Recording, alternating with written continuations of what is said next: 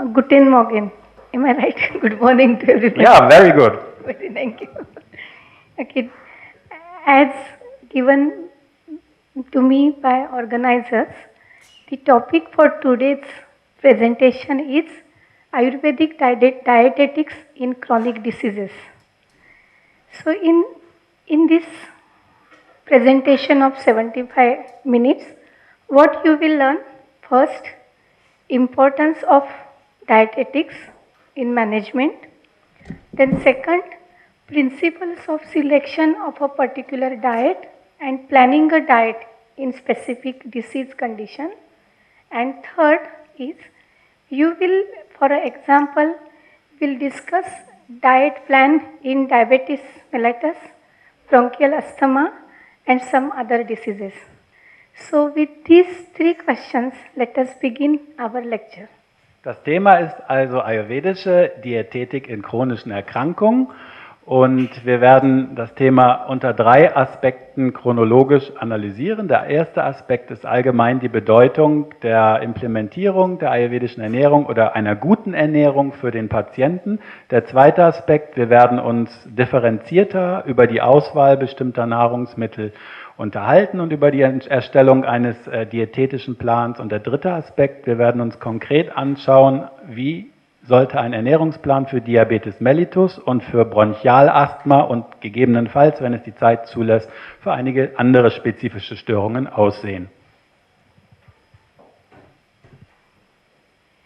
Now, what is the importance of diet in promotion of health as well as disease? As all of us we know, according to Ayurveda, what are the 3 pillars of life? First is the body, second is the mind, and third is the spirit. So mind, body and spirit, this all together makes a human life. Now, what are the supporting factors for maintenance and sustenance of integrity of 3 pillars? Like mind, body, spirit, what are the factors which will make the integrity of these 3 pillars? Wir wollen uns also im ersten Bereich unterhalten über die Bedeutung der bestimmter Ernährungsprinzipien im Ayurveda. Und es ist wichtig zu verstehen, dass Ayurveda erstmal 3 grundsätzliche Säulen des Lebens beschreibt, die ausgeglichen sein sollten, um eine Gesundheit ganzheitlich zu erhalten. Und eine dieser Säulen ist nämlich eine gesunde, angemessene, konstitutionsgemäße Ernährung. Die zweite Säule ist gesunder Schlaf und die dritte Säule ein gesundes Sexualleben. Okay. The supporting factors for these basic 3 components of the life are called as 3 pillars, which support mind, integrity of mind, body and spirit. Those are, proper diet, wholesome diet, proper sleep and celibacy, following the code of conduct of sexual life. So these 3 are the pillars which support the integrity of human life, and these are the 3 pillars which help to attain the health in its true sense. Und wir sehen also, dass Ernährung ein sehr wichtiger Aspekt einer ganzheitlichen Gesundheit darstellt, aber nicht alleine eben als eine der 3 Säulen zusammen mit gesundem Schlaf und einem vernünftig ausgeprägten Sexualleben, nicht gar nicht, aber auch nicht zu viel. Zölibat sollte es nicht sein, maßvoll im Ayurveda. Alle diese 3 Säulen zusammen, auf denen, wenn sie vernünftig ausgeprägt sind und stabil ausgeprägt sind, ruht dann ein gesunder Zustand des Menschen. Then coming to the diet, wholesome diet, what does it give, how it is beneficial? When we are hungry, we are eating only for the sake of filling the hunger and for the sake of satiety. But is it really good for our health? No. Importance of wholesome diet. Wholesome diet first is importance for sustenance of life.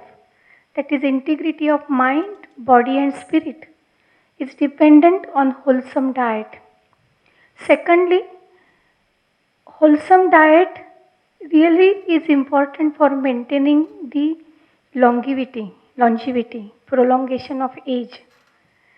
If you take only junk food, you will start aging early. So, wholesome diet is important for maintaining the longevity. Third, it is useful for nourishing the tissues. It induces the strength. At physical level, these four factors, it induces four factors, but at mental level, it gives the feeling of satiety, not only satiety, satisfaction and happiness, and it nourishes our cognitive skills, that is intellect. It is also important for maintaining good quality of voice as well as complexion of the skin. Warum ist eine gesunde Ernährung so wichtig?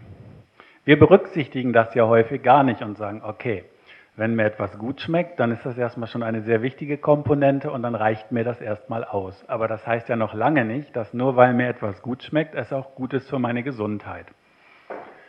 Ayurveda beschreibt diese Faktoren oder gibt uns die Begründung dafür, warum eine gesunde Ernährung so wichtig ist. Und wir schauen mal hier, wie das dargestellt ist. Ayurveda sagt also, eine gute Ernährung, gesunde Ernährung erhält unser Leben. Und Ayuhu, das Leben im Ayurveda, ist ja die Vereinigung aus Körper, Geist und Seele. Das ist also, sehen wir hier schon mal, wie ganzheitlich eine gesunde Ernährung unsere Existenz als Lebewesen beeinflusst. No, that was only the first aspect I covered. Sorry. The second, ein langes Leben. Eine gesunde Ernährung ist überhaupt die Voraussetzung für eine entsprechend, für die Lebensspanne, die uns maximal zugedacht ist. Eine gesunde Ernährung nährt uns körperlich, gibt uns körperlich Kraft. Und wir sehen, dass diese vier Aspekte, oder sagen wir mal, die vier Aspekte vor allen Dingen auf den Körper bezogen sind, außer der Aspekt 1, der ja auch die anderen zwei Aspekte von Seele und Geist mit berücksichtigt. Und dann kommen wir zum Geist, nämlich gesunde Ernährung soll uns Befriedigung und Genuss, Zufriedenheit und auch Glück bescheren. Sie beeinflusst unseren Intellekt positiv, sie gibt uns kognitive Fähigkeiten und sie kann uns auch die Qualität unserer Stimme verbessern. Okay, can I go ahead? Now, if we consider the importance of diet in management of diseases, then it has got three aspects. First, as we have already discussed, it is very important in promotion and maintenance of health in its true sense. Health, as described in Ayurveda and as well as by WHO, it is not merely an absence of disease, but it is physical, mental, spiritual and social feeling of well-being. So, diet helps us in maintaining health in its true sense. Die Wichtigkeit der Ernährung. Sie erhält unsere Gesundheit. Und Gesundheit ist ja auch sehr umfassend definiert im Ayurveda. Und auch die Weltgesundheitsorganisation sagt ja, dass es nicht bloß die Abwesenheit von Krankheit darstellt, ein gesunder Zustand, sondern dass es letztendlich körperliche, geistige, spirituelle Komponenten umfasst, wie auch die Einbindung in ein gesundes Sozialleben. The second is, it is useful for prevention of diseases, because as all of we understand, the main causative factor for manifestation of disease and initiation of pathophysiology is unwholesome diet, indulging a wrong diet and wrong lifestyle. So if we follow a proper diet plan in our one's lives, that helps us in prevention of diseases. Der zweite Punkt ist der präventive Aspekt, dass gesunde Ernährung präventiv der Entstehung von Krankheit entgegenwirkt. Und die ayurvedischen Texte sagen ja auch, dass der Hauptfaktor für die Entstehung von Krankheit wirklich eine ungesunde Ernährung ist. then last is management of diseases. It is said that we are what we eat, and so if we eat wholesome, there will be no pathophysiology, and if we eat unwholesome, then that becomes a cause for the disease. So if we know the cause for the disease, the first plan of management is to remove the cause. So that's how diet helps in management. And the second important thing what Ayurveda believes is let food be your medicine. So Ayurveda has given 11 categories of food which can act as a functional food and as a medicine. Und wenn die Krankheit dann einmal entstanden ist, geht es natürlich um die Therapie und auch hier spielt Ernährung eine wichtige Rolle. Der erste Schritt in der ayurvedischen Therapie ist immer die Ermittlung der Ursache, die die Krankheit hervorgerufen hat, was ja dann sich darauf bezieht, die spezifischen negativen Nahrungsmittel zu ermitteln in Bezug auf den Ernährungsaspekt und diese eben auszuschalten. Das ist also der Vermeidungsaspekt, aber dann geht es natürlich auch darum, in der Therapie die Nahrungsmittel auszuwählen, die den Gesundheitszustand wiederherstellen. So now let us see how this food can be used as a medicine and in the management of a disease. Und Ayurveda beschreibt 11 Kategorien von Nahrungsmitteln und wir wollen jetzt mal schauen, wie wir Nahrungsmittel nutzen können, um Gesundheit wiederherzustellen. What should be, when we say that wholesome diet, and wholesome diet is important for prevention as well as management of disease, then the question comes that what is the definition of wholesome diet? What is wholesome diet? Wir reden so viel über gesunde Ernährung und können uns ja mal die Frage stellen jetzt, wie könnte man gesunde Ernährung denn mal definieren? Can anybody of you define what is wholesome diet according to you? Mag jemand von euch mal den Versuch einer Definition unternehmen? Was ist für euch gesunde Ernährung? What is wholesome diet? Ja, bitte. Food that is prepared freshly, that looks good, tastes well, smells well, and after consuming gives you a light and pleasant feeling in body and mind. Also als ganzheitliche Ernährung sehe ich die Nahrung, die immer frisch zubereitet ist, die gut aussieht, die gut riecht, die gut schmeckt und nach dem Essen ein leichtes und angenehmes Gefühl in Körper und Geist hinterlässt. Very good. But then second question comes, what should be the component of a wholesome diet? One portion of meal, what should it contain? Sehr schöne Definition. Jetzt Wholesome meal. können wir uns die nächste Frage natürlich stellen, ein bisschen in die Tiefe gehen. Was für Komponenten von Nahrungsmitteln oder von der Ernährung sollte denn wirklich eine gesunde Ernährung umfassen? What should it contain? A component of one wholesome meal. Was sollte also eine gesunde Ernährung an gesunden Komponenten umfassen? Habt ihr da Ideen zu? Anybody? Kohlenhydrate, Proteine, sagst du. Yeah. And anything vitamins, minerals, that's what you feel. Und wir können natürlich noch andere Dinge modern Ja, hinzufügen, you can. Vitamine und so weiter. Yeah. Yourself? Yeah. Alle 6 Geschmacksrichtungen. Yeah, that's what I was coming to point. That Ayurveda considers wholesome diet not in terms of carbohydrate, protein, minerals, vitamins, but Ayurveda strongly believes in what is wholesome diet. It should comprise of all 6 tastes. What are all those 6 tastes? Sweet, sour, salty, pungent, bitter and astringent. Ja, und hier kommen wir zu einem sehr wichtigen Punkt. Im Ayurveda spielt es nämlich keine Rolle, wie viel Kohlenhydrate, Vitamine, Proteine, Fette, Spurenelemente, Mineralien und so weiter Nahrungsmittel enthalten, sondern Ayurveda sagt, eine gesunde Ernährung sollte in ausgewogener Form, halt individuell ermittelt, diese 6 Geschmacksrichtungen enthalten. Süß, sauer, salzig, scharf, bitter und zusammenziehend. Okay. Now somebody thinks that okay, I will mix all 6 tastes and prepare a good drink, palatable drink, or fruit juice, adding all black pepper and some bitter and astringent and sour, and that becomes a wholesome diet. Is it a correct thing?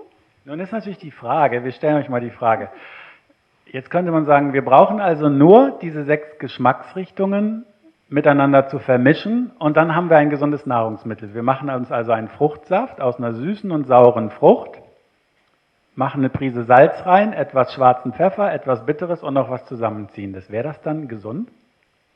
No, it is not. Because a wholesome diet should have 6 tastes, that is Shadvidasya, Rasasya, that is a Sanskrit connotation. And what should it, again it have? It should have 4 forms. 4 forms, that is eatable, lickables, beverage and masticables. That is chewing, that is semi-solid, liquids and very hard liquids, hard solids. One should lick it, one should chew it, one should break it and one should easily swallow it. So all 4 forms. Aber das reicht aus ayurvedischer Sicht nicht aus. Also das wäre nicht gesund, dieses Beispiel, sondern Ayurveda sagt, Nahrung sollte noch unterschiedliche Konsistenzen haben. Also nicht nur die Geschmacksrichtungen spielen eine Rolle. Die seht ihr hier ganz rechts, die Arten von Nahrungsmitteln. Da geht es um 2 feste Formen, etwas, was zu kauen ist, was fest ist, halb fest ist und etwas, Punkt 4, was noch fester ist, hart ist, was also gekaut werden muss, bevor es geschluckt werden muss. Und in der Mitte 2 Formen von unterschiedlichen flüssigen Konsistenzen. Yeah, because that's why even we don't take bread only. We should have bread along with butter or some sauce or jam which can be licked and bread which can be eaten. Ein Beispiel dafür ist, wir essen ja zum Beispiel normalerweise, wenn wir Brot essen, Brot nicht ohne einen Aufstrich, weil es sehr trocken ist. Es ist fest, aber wir können es ja gar nicht schlucken, ohne dass wir es mit etwas, was eher flüssig ist, wie zum Beispiel Butter oder halbflüssig oder einen Aufstrich kombinieren, um es zu einem wirklich zu schluckenden Nahrungsmittel nach dem Kauen umzuwandeln. And along with that we have soup which is liquid or some fruit juice which is liquid. So we have semi-solid, solid and liquid forms all together. That makes wholesome meal. Und Yeah. So one pot cooking concept, it doesn't come under wholesome meal. Und nicht nur das, wir kombinieren ja dann meistens auch ein Brot vielleicht noch mit einer Suppe oder mit einem Getränk, sodass wir hier also wirklich unterschiedliche Konsistenzen, unterschiedliche feste und flüssige Konsistenzen